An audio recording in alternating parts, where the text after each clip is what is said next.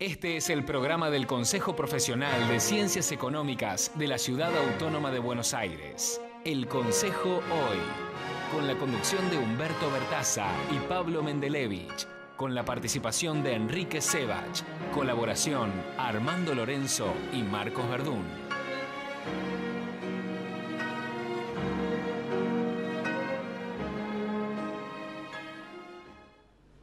Buenas noches, es un gusto estar nuevamente aquí en el programa del Consejo. No sé si justo hoy, hacer comentarios de fútbol, necesitamos un programa de 4 horas, sí, ¿no? Exactamente. Así que podemos... Y además va a ser un comentario de no fútbol. Claro, bueno, yo lo digo en chiste, pero en realidad mi columna va a ser sobre eso, así que... Pero además tenemos que recordar una cosa, perdóname, ¿no? ¿Qué día hoy es el día del humorista, claro. Es lo que faltaba, ¿no? Claro. Y acá tenemos que recordarlo a Roberto Fontana Rosa, que falleció en el año 2007 y que por una ley del año 2015 se instituyó el Día del Humorista, obviamente en la República Argentina. Además es el Día del Químico en la República Argentina, recordando al primer egresado del doctor en química, que fue hace rato, 1901 en la República. 1901 el primer egresado doctor en química en la Argentina. Bueno, y Fontana Rosa... Y que hacía gas pimienta seguramente, para completarla. Para completar la química. Fontana Rosa es un tipo muy querido, además de un gran escritor artista. Y además hombre de fútbol también, fanático del fútbol. Más futbolero que Fontana Rosa. El negro Fontana Rosa no había. Bueno, su turno, Enrique. Bueno, muchas gracias. Bueno, para ser original voy a hablar del tema del G20, teniendo en cuenta que esta semana se paraliza la Argentina y el Buenos Aires en particular alrededor de la reunión del G20. Primero, ¿qué es el G20, no es cierto? Bueno, como pasa en muchas organizaciones, cuando algo no funciona, en lugar de reformarla, se arma alguna organización en paralelo. Y eso ha pasado alrededor de Naciones Unidas, porque a partir del no funcionamiento de Naciones Unidas, o el no funcionamiento como quienes los países más importantes esperaban que funcionara o quieren que funcione, se fueron generando organizaciones paralelas, mucho menos burocráticas, mucho más ágiles y mucho más preparadas para ciertos temas en particular, y el G20 no escapa a esa regla. Se fundó en 1900, o se creó, mejor dicho, en 1998, en el marco de la crisis asiática y la necesidad de los países de enfrentar los temas de crisis más que nada financieras ahora, de una manera, insisto, más ágil. Resalto la fecha de 1998 porque quizá eso explica por qué la Argentina es parte del G20, teniendo en cuenta que no daba el piné para estar en esa organización en términos de, digamos, obviamente, de importancia relativa, crecimiento, PBI, etc. El G20 reúne el 85% del PBI global, el 80% del comercio internacional, el 80% de la inversión y el 66% de la población del mundo. ¿Sí? Para mostrar un poco los numeritos. ¿Quiénes son los 20? Se preguntan algunos, porque no son todos países, hay uno que no lo es. Bueno, son para Argentina, para ponernos adelante como corresponde, Estados Unidos, China, Rusia, Alemania, Francia, Gran Bretaña, Japón, Italia, Brasil, México, India, Turquía, Arabia Saudita, Corea del Sur, Canadá, Australia, Sudáfrica, Indonesia y la Unión Europea es el número 20, o sea que la Unión Europea está sobre representada porque están algunos de sus países más importantes y además la Unión Europea.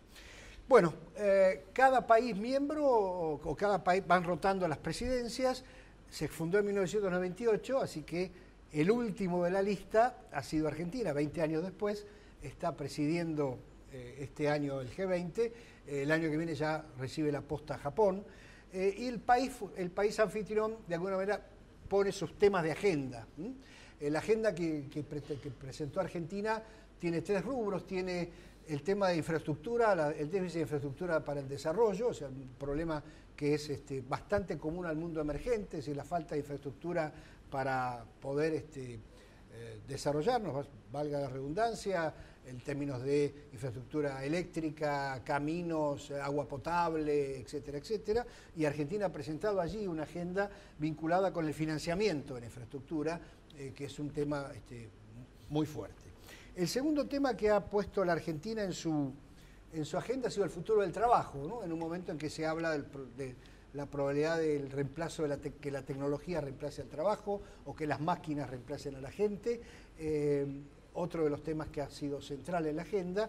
Y el tercero ha sido el tema de la sustentabilidad alimentaria, otro de los temas que también ha preocupado a la gente. O sea que de esa agenda, la agenda formal que ha tratado de presentar la Argentina, tiene estos tres componentes, y la máxima aspiración es que el próximo país que tome la posta recoja algunos de los temas de esa agenda. Japón está muy interesado en sostener el tema de financiamiento de infraestructura para el desarrollo y el de la sustentabilidad alimentaria, así que seguramente allí tendremos un legado para dejarle a la nueva conducción. Ahora, la verdad, ¿cuál es la verdadera agenda de la coyuntura? Porque más allá de esto, lo que impone es la coyuntura, y la coyuntura tiene dos temas. Uno, la guerra comercial, o sea, el problema que se generó básicamente entre Estados Unidos y China, donde Estados Unidos estuvo subiendo las restricciones arancelarias a productos de importación china y con represalias moderadas, como lo hemos explicado acá de China. Nota de pie de página, también aquí hay una organización, la Organización Mundial de Comercio, y sin embargo este tema está en la agenda del G20 y no de la Organización Mundial de Comercio. El otro tema importante en la agenda coyuntural es el cambio climático. Ustedes saben que en la reunión de G20 de Hamburgo se ratificaron el Acuerdo de París, y allí, y ahora Trump, mejor dicho, ya en la reunión anterior, Trump decidió sacar a Estados Unidos o denunciar el acuerdo, para usar un término más técnico. Así que también allí aparece el problema de un tema que está en paralelo a otras organizaciones que se encargan de esta cuestión y que se tratan aquí. Y lo que se aspira hoy es un término muy diplomático, a un ambiguo consenso. Es decir, que la declaración final del G20 no va a poder ser exclusivo, no va a poder ser determinante ni respecto de la guerra comercial, ni respecto al cambio climático, pero se trata de conseguir algún consenso que permita tener una declaración. Hubo algunas reuniones del G20 donde ni siquiera se pudo hacer una declaración final, lo único que se puede sacar es la foto de familia, pero no una declaración final. Y por último, obviamente, es la visión argentina, ¿no es cierto? Es decir, la Argentina va a tener varios encuentros bilaterales en esta reunión, y hay dos encuentros bilaterales internacionales que importan muchísimo. Uno es, otra vez, entre el presidente Trump y el presidente de China, ¿sí? Y otro es la reunión entre el presidente Trump y Putin, digamos, ¿no? O sea que estamos en medio de todas estas capas superpuestas tipo cebolla, en donde hay una reunión formal que trata el tema del trabajo, el tema de la seguridad alimentaria y la infraestructura. Hay una reunión, digamos, coyuntural que trata el tema de la guerra comercial y el tema del cambio climático, y hay reuniones bilaterales que es donde realmente se manejan los temas más importantes, y quizá ahí se explique por qué hoy la Argentina, por qué es tan importante esa reunión y por qué es importante también para la Argentina. Gracias, Enrique. Señor presidente del Consejo Profesional de Ciencias Económicas, su turno. Muchas gracias. Bueno, este tema que vamos a ver hoy de la fuga del proceso, en realidad, sería la posibilidad de que un contribuyente que está con un proceso penal ya judicializado, si recurre al pago, si es posible que salga del proceso penal. Este sería un poco el tema que vamos a desarrollar hoy. Tema que fue objeto de la reforma tributaria de diciembre del año pasado, esa reforma ómnibus que tuvimos, que todavía no se terminó de reglamentar totalmente. Pero en esa reforma se modifica justamente la ley penal tributaria, y dentro de la ley penal tributaria se modifica este tema en el artículo 16, que habla justamente de la extinción de la acción penal por pago. Un artículo que en realidad tiene dos párrafos distintos, con dos conceptos distintos. Uno es que es el primer párrafo, y otro que es el segundo párrafo, que en realidad tiene que ver con un tema distinto, a pesar de estar dentro del mismo artículo, que es la dispensa que se le formula a la AFIP de realizar denuncias penales en determinadas circunstancias. Respecto entonces de la pregunta que nos estábamos haciendo, la primera respuesta es que sí, que habría posibilidad de salir de un proceso penal con pago, pero sujeto a ciertas condiciones que son justamente las condiciones que señala el legislador. En primer lugar, lo dice respecto de qué delitos. O sea, el delito de evasión fiscal simple agravada, el previsional simple agravado, la apropiación indebida de los beneficios sociales, son los delitos que podrían ser objeto de utilizar este tipo de beneficio. Y llama la atención que el legislador no incluyó otro delito que es bastante común que se esté produciendo, que son las apropiaciones indebidas o de impuestos o de seguridad social. Aquí esto fue muy criticado por la doctrina por el hecho que este tipo de delitos no quedan dentro de este beneficio, como tampoco lo quedan los delitos comunes que se den entre uno y otro. Ahora, ¿qué es lo que se requiere, en definitiva, para que proceda este beneficio? Se requiere que el contribuyente acepte la pretensión que le hace el fisco y, en segundo lugar, que cancele todas las obligaciones que el fisco le ha ajustado, y esto significa la deuda de capital más los intereses, o sea, los accesorios. Y esta versión de la ley, en la versión nueva, está diciendo que esa cancelación debe ser total, con lo cual esto originó ya una gran discusión en todos los foros profesionales respecto de los casos donde es la propia administración tributaria que da facilidades de pago para regularizar deudas impositivas, por ejemplo, en los casos de ajuste, que es hasta 48 meses, o sea, hasta 4 años, y que ser esto así, bueno, nos encontraríamos con una situación muy particular, que la AFIP le haría el ajuste, que el contribuyente aceptaría, que la AFIP le daría la posibilidad de entrar en un plan de pago de 4 años, pero que si el contribuyente la llega a utilizar, tendría la denuncia penal, justamente porque no tendría el requisito que dice la ley, que es la cancelación total de la deuda. Y el otro aspecto importante de lo que estamos mencionando es que este beneficio se puede utilizar por única vez. Con lo cual, esto que ha sido denominado la bala de plata es un tema para analizarlo bien, porque un contribuyente puede tener más de un proceso. Entonces, si él utiliza este beneficio, no lo va a poder utilizar con posterioridad. Aquí con una discusión si una norma del Código Penal, que es el artículo 50, cuando habla de reincidencia, que lo sujeta al plazo de 5 años, se aplica o no en esta materia. De aplicarse, la única vez tendría una aplicación por 5 años y a partir de ahí se empezaría a contar nuevamente. El último tema sería el siguiente, desde el punto de vista temporal. ¿Hasta cuándo tiene tiempo el contribuyente para utilizar este beneficio? Lo dice la ley, que es hasta los 30 días posteriores al momento que se le notifique la imputación penal.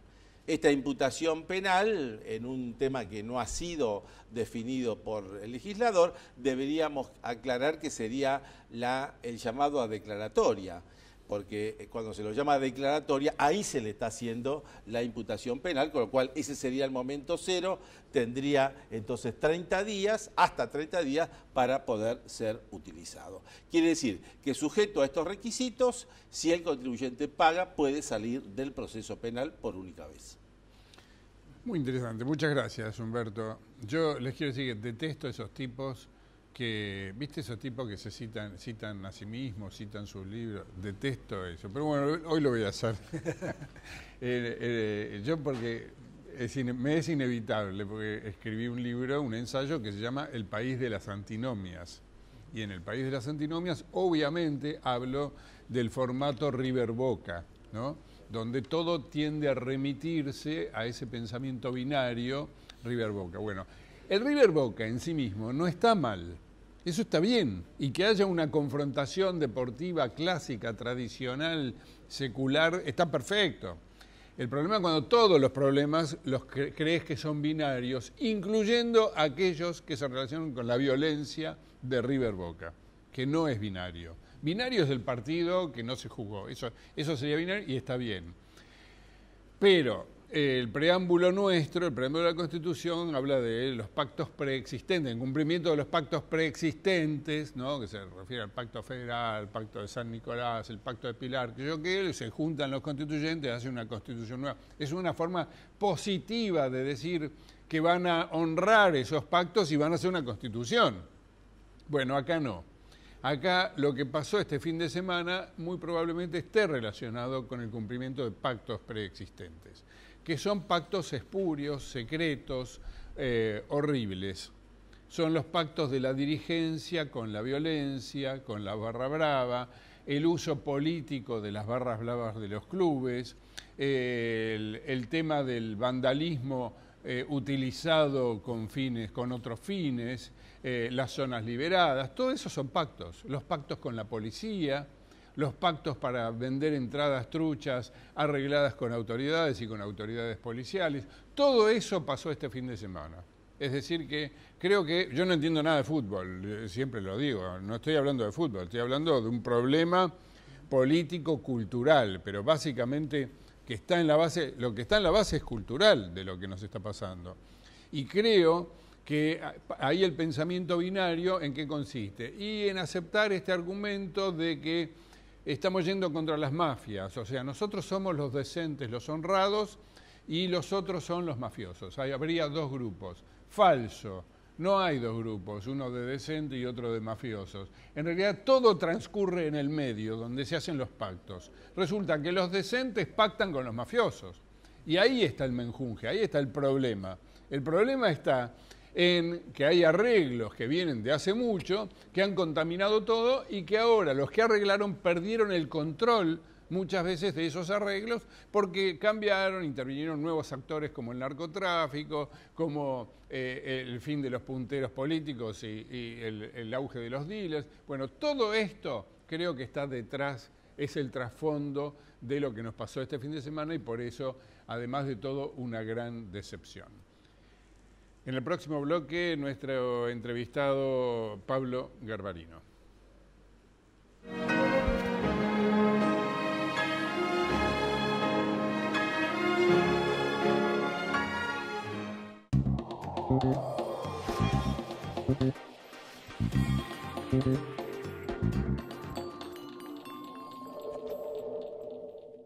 Megatlón, red de clubes. Elegí hacer. Cambia tu vida en Megatlón. Seguí @Megatlón en Twitter e Instagram y /Megatlón en Facebook. Para más información, www.megatlon.com. Si la vas a hacer, hacela bien. Hacela con tu 100%. Si la vas a hacer, hacela bien.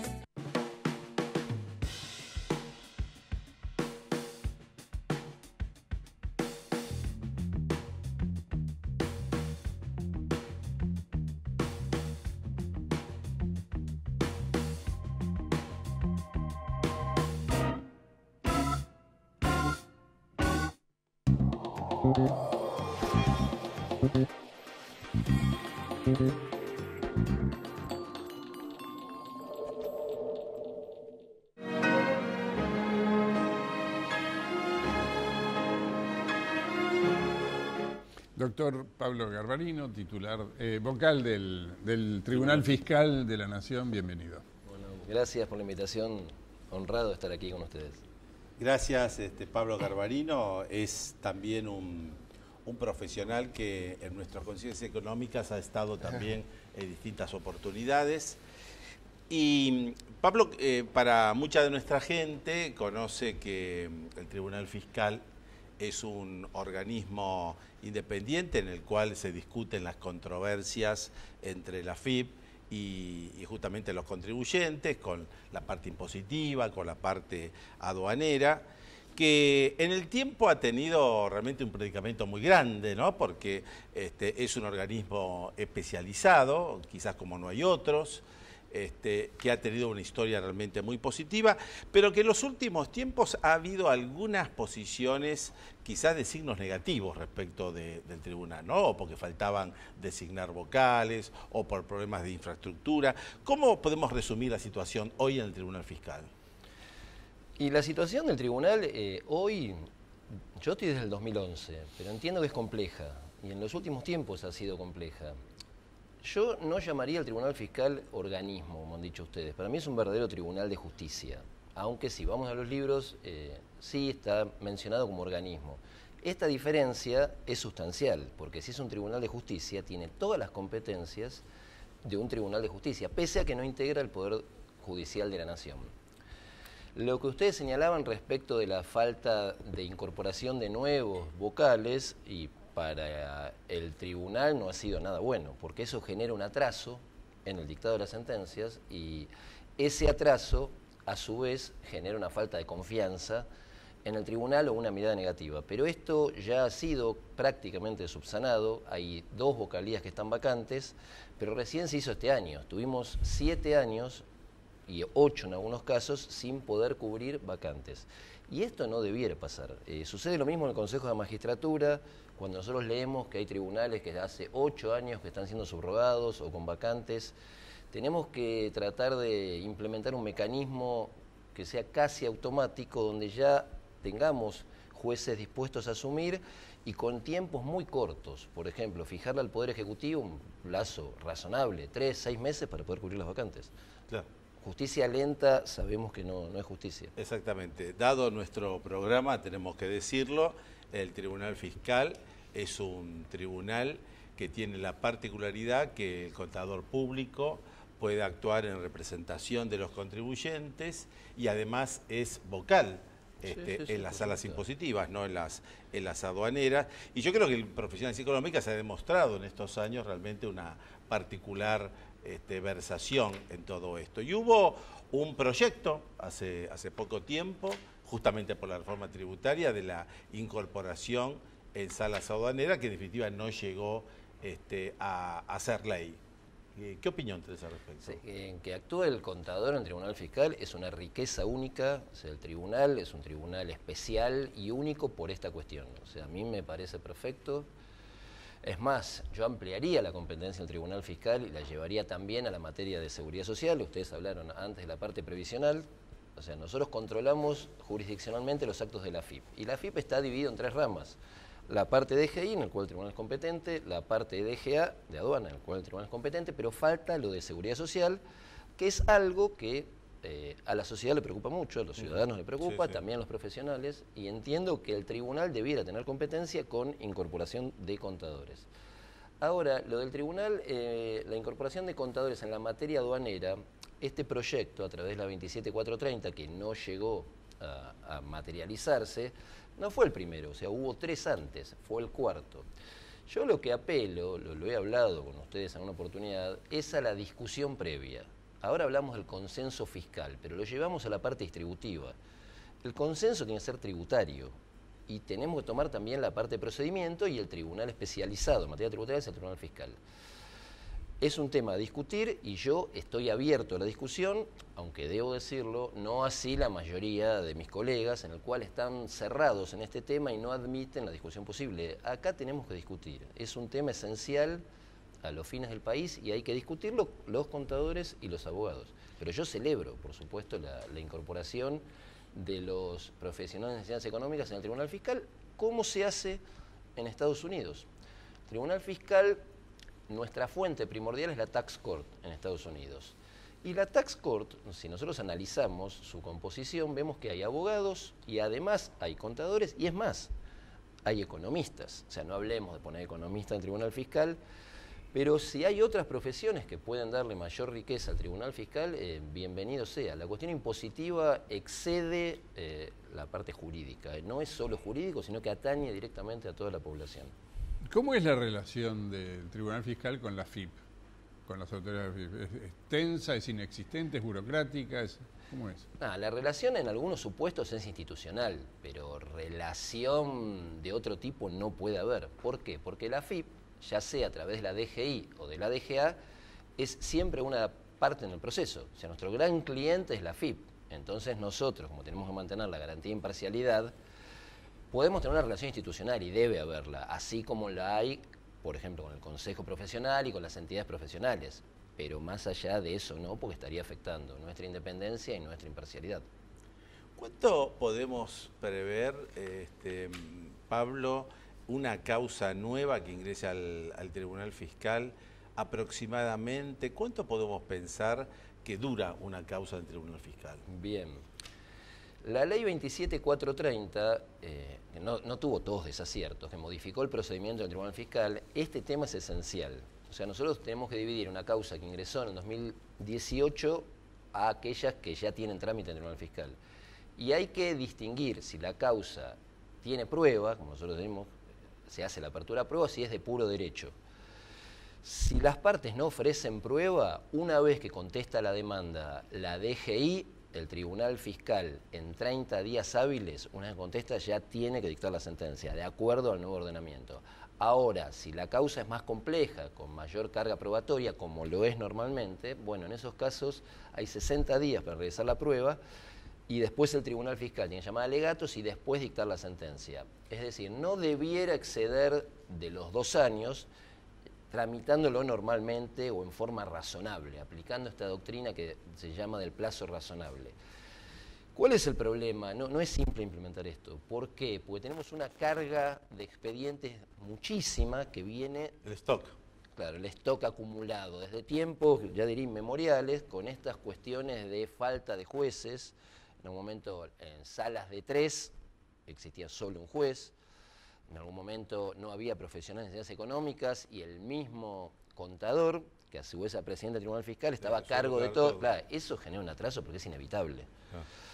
Entonces hay que compatibilizar las causas viejas con las nuevas. Pero en el proyecto que se está trabajando y del modo que se está implementando, entiendo que las causas no debieran durar más de 2 o 3 años. Otra modificación que ha tenido la reforma es que determinado tipo de temas se le ha quitado la competencia al Tribunal Fiscal. Por ejemplo, los casos donde hay una caducidad de planes de pago. Y ahí hemos visto que hay 2 posiciones que ha adoptado el Tribunal. Alguno que ha dicho que esta vigencia lo tiene inclusive para atrás, otro para adelante. ¿Cuál sería un poco tu criterio? Yo siempre mantuve el criterio que este era un aspecto sancionatorio, que la caducidad de un plan de facilidades de pago representa una sanción y que se habilita la vía del Tribunal Fiscal. Nosotros necesitamos discutir mucho Tribunal Fiscal desde el punto de vista institucional, como han mencionado ustedes, pero a su vez tenemos que debatir qué Tribunal Fiscal queremos. El Tribunal Fiscal controla jurisdiccionalmente los actos de la AFIP. Queremos que controle todo, queremos que controle lo menos posible, queremos que controle la mitad. Yo entiendo que el tribunal, por ser el único tribunal del país especializado en la materia tributaria, ya sea impositiva o aduanera, tiene que controlar todo. Perfecto. O sea, no se tiene que definir la competencia del Tribunal Fiscal. Pablo, perdón, estamos sobre el cierre, así que quería un poco agradecerte la participación, darte una invitación para 2 personas, para Bar Sur, muy bien, muy amable. emblemático lugar de tango en San Telmo, y Face Park también para almuerzo cenado a 2 personas. Bueno, muy Muchas amable, gracias por la invitación.